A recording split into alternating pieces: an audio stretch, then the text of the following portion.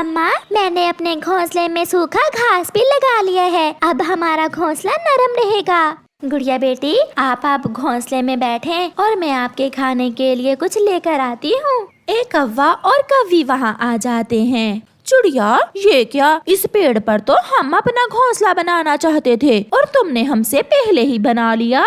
उठाओ अपना घोंसला और वो सामने वाले पेड़ पर रखो इसे। मैंने कड़ी मेहनत से अपना घोंसला बनाया है यहाँ, और वो सामने वाला पेड़ तो सूखा हुआ है, उस पर कोई पत्ता भी नहीं है। उठा कर जाती हो या मैं तोड़ दूं तुम्हारा घोंसला? नहीं नहीं कालू अंकल, हमने घोंसला बहुत मुश्किल से बनाया है। हम उसी पेड़ पर ले जाती हैं अपना घोंसला। फिर मम्मा चिड़िया और उसकी बेटी अपना घोंसला उठाकर सामने वाले पेड़ पर चली जाती हैं। कालू, मैं घोंसला बनाती हूँ, तब तक तुम कुछ खाने को ले आओ। अब सो ना जाना, मेरे आने से पहले पहले घोंसला बना भी लेना। कालू कौवा भोजन लेने चला जाता है और गोरी घोंसला बनाना शुरू करती है। मिट्ठू, भागो यहाँ से, ये अमरूद पहले मैंने देखा था, मैं खाऊंगा इसे। नहीं नहीं, मैं तो ये अमरूद कल ही देख कर गया था, मैं यहाँ पहले आया हूँ। तुम जाते हो या लगाऊं एक? मिट्ठू डरता हुआ वहाँ से चला जाता है। डर गया, इस जंगल में हर चीज पहले हमने देखी हुई है। कौवा वो अमरूद उठाकर वहाँ से चला जाता है। गोरी ने घोंसला भी बना लिया था। रात हो जाती है। चिड़िया भी अपने सूखे हुए पेड़ पर अपने घोंसले में अपनी बेटी के साथ सो जाती है। कौवा और कौवी भी सोए हुए थे। बहुत दिनों बाद किसी को तंग करने का मौका मिला है, थोड़ी मस्ती करता हूँ। ऐसे कहते हुए वो पेड़ हिलना शुरू कर देता है। कालू जी, बहुत तेज आंधी है। गोरी, जोर से मुझे पकड़ लो, कहीं गिर न जाना। वो शरारती पेड़ सारी रात हिलता रहता है और कौवे सारी रात जागते रहते हैं। सुबह हो जाती है। गोरी कौवी चिड़िया के पास जाती है। चिड़िया, बहुत तेज आंधी थी रात को। आंधी नहीं तो रात तो बहुत शांत थी, हम तो बहुत मजे से सोई। चिड़िया, मगर हमारा पेड़ तो सारी रात हिलता रहा। गोरी वहाँ से चली जाती है। कौवा और कौवी भोजन लेने चले जाते हैं। चिड़िया भी अपनी बेटी के साथ भोजन की खोज में निकल जाती है। शाम को जब कौवा और कौवी वापस आते हैं तो कौवों का घोंसला जमीन पर गिरा हुआ था। गोरी, तुमने घोंसला ठीक से नहीं बनाया, देखो नीचे गिरा हुआ है हमारा घोंसला। मैंने सब काम ठीक से किया था। गोरी फिर से चिड़िया के पास जाती है। चिड़िया चिड़िया, मेरा घोंसला किसने गिराया है पेड़ से नीचे? गोरी बहन, हमें क्या पता, हम तो सुबह से भोजन लेने गई हुई थी।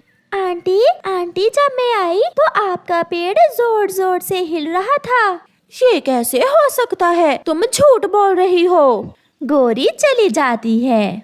चिड़िया, मम्मा देखें, पेड़ अंकल आपसे बात करना चाहते हैं। बताइए पेड़ जी, क्या बात है?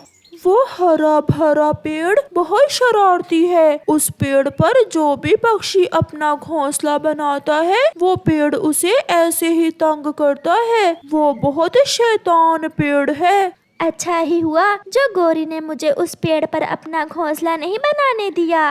मम्मा, कौवे अंकल ने हमें वहाँ से भगा दिया था, अब वो सजा भुगतेंगे। रात फिर से हो जाती है। बहुत मजे से सोए हुए हैं ये कौवे, मैं अभी इन्हें मजा चखाता हूँ। वो पेड़ अपनी तेज शाखाएं कौवों को चुभाने लगता है। कालू, अपने पंजे दूसरी तरफ करो, क्यों मेरी आंखों में मार रहे हो?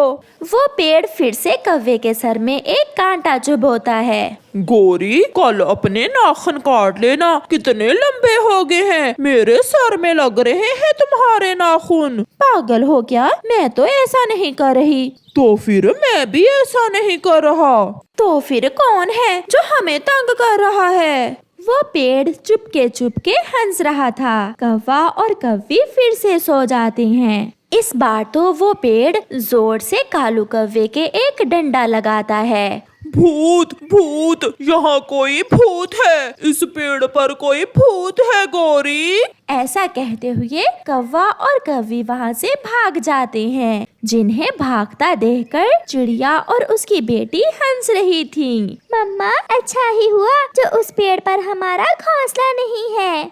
कौवा कौवी से आगे और कौवी कौवे से आगे। वो तो ऐसे भाग रहे थे जैसे सच में उनके पीछे भूत लगा हुआ हो। गोरी कौवी का बेटा जग्गू और चिड़िया का बेटा कुकू दोनों दोस्त थे। आज वो बहुत खुश थे क्योंकि आज उन्हें स्कूल से छुट्टी थी।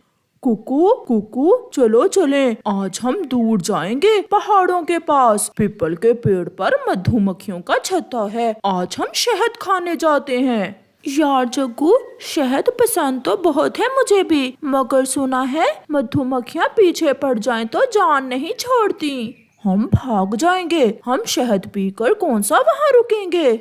इस तरह वो दोनों दोस्त उड़ते हैं। वो उड़ते उड़ते पहाड़ों के पास पहुंच जाते हैं। वहाँ कबूतर चाचा अपने घर के सामने बैठा हुआ था। वो उन्हें रोक लेता है। कबूतर चाचा, क्या हुआ, आपने हमें क्यों रोका है? बच्चों, आगे मत जाओ, आगे मधुमक्खियों का छत्ता है। चाचा जी, उस छत्ते से शहद पीने ही तो हम जा रहे हैं। ना ना बेटा, ऐसा ना करना, वरना मधुमक्खियाँ तुम्हें काट काट कर मोटा कर देंगी। मगर वो चाचा कबूतर की कोई बात सुने बिना वहाँ से चले जाते हैं। ये तो गए काम से, मैं जल्दी से अंदर जाकर कुंडी लगा लेता हूँ।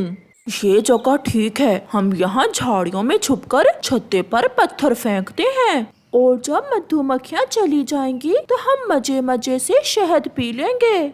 फिर जग्गू कौवा पास पड़ा हुआ पत्थर उठाकर मधुमक्खियों के छत्ते की तरफ फेंकता है। रानी मक्खी खतरे को जांच लेती है। सब तैयार हो जाएं, कोई है, किसी ने पत्थर फेंका है, इधर उधर देखो कौन है जो हमारा शहद चुराना चाहता है। एक सैनिक मक्खी झाड़ियों में छुपे हुए कुकू और जग्गू को देख लेती है। रानी रानी, वो रहे दो छोटे पक्षी झाड़ियों में छुपकर हम पर पत्थरों से हमला कर रहे हैं, जाने न पाए, इन्हें यहाँ से भगाओ। रानी का आदेश सुनते ही कुछ सिपाही मक्खियाँ उड़ती हैं। वो बहुत गुस्से में थीं। वो सीधी कुकू और जग्गू की तरफ जाती हैं। कुकू भागो, ये मक्खियाँ तो हमारी तरफ आ रही हैं। लगता है उन्होंने हमें देख लिया है। कुकू और जग्गू भागते हैं। वो बहुत तेज उड़ते हैं, मगर मक्खियाँ तो उनसे आगे थीं। दो आगे दो पीछे मधुमक्खियाँ उन्हें घेर लेती हैं और उन्हें काटने लगती हैं। बचाओ बचाओ, मर गया रे, माँ बचाओ। कुकू, जल्दी से नदी में कूद जाओ। फिर वो दोनों नदी में कूद जाते हैं और मधुमक्खियाँ नदी के ऊपर उड़ती रहती हैं। थोड़ा सा शरीर पानी से बाहर निकालकर जब जग्गू देखता है तो एक मधुमक्खी सीधी उसकी आंख पर काट लेती है। वो शाम तक नदी के पानी में छुपे रहते हैं। इनके लिए इतना ही काफी है, अब चलें, कोई और दुश्मन भी आ सकता है। फिर वो मधुमक्खियाँ वापस चली जाती हैं। जग्गू और कुकू भी नदी से निकलते हैं। वो तो पहचाने ही नहीं जा रहे थे। उनके शरीर पर मधुमक्खियों के काटने के निशान थे और सूजन भी। कुकू, शहद भी ना मिला और सजा भी मिली। अगर हमने कबूतर चाचा की बात मानी होती तो ये सब ना होता। पेड़ के पीछे से कबूतर बोलता है। बच्चों, एक बार बचपन में मैंने भी ऐसे ही पंगा लिया था, इसीलिए मैं आपको समझा रहा था। फिर वो दोनों रोते हुए घर वापस उड़ते हैं। वो बुलबुल आंटी के पास जाते हैं। आंटी, मधुमक्खियों ने काटा है, प्लीज दर्द की दवा दे दें। ये लें बच्चों दवा, मगर सूजन आहिस्ता आहिस्ता ही उतरेगी। कुकू, घर जाकर क्या बताएंगे, मम्मा को पता चल जाएगा। अब तो डबल सजा मिलेगी, एक मधुमक्खियों ने काटा, ऊपर से मम्मा से मार पड़ेगी। फिर वो दोनों वहाँ से चले जाते हैं। कुकू बेटा, ये क्या हुआ, आपका शरीर इतना मोटा क्यों हो गया है? मम्मा, मैंने और जग्गू ने आज जी भर के समोसे खाए हैं, शायद इसीलिए कुछ मोटे हो गए। मगर मम्मा सब जानती थी। वो हंसने लगती है। फिर कभी पहाड़ों पर शहद पीने न जाना। कुकू हंसने लगता है। कभी भी नहीं, बहुत सजा मिली है मुझे भी और जग्गू को भी। फिर वो माँ बेटा आपस में बातें करने लगते हैं और कुकू अपनी मम्मा को सारी बात सुनाता है। प्यारे दोस्तों, इस कहानी से हमें सीख मिलती है कि हमें हमेशा बड़ों की बात माननी चाहिए। अगर जग्गू और कुकू ने कबूतर चाचा की बात मानी होती तो वो कभी मुसीबत में ना पड़ते।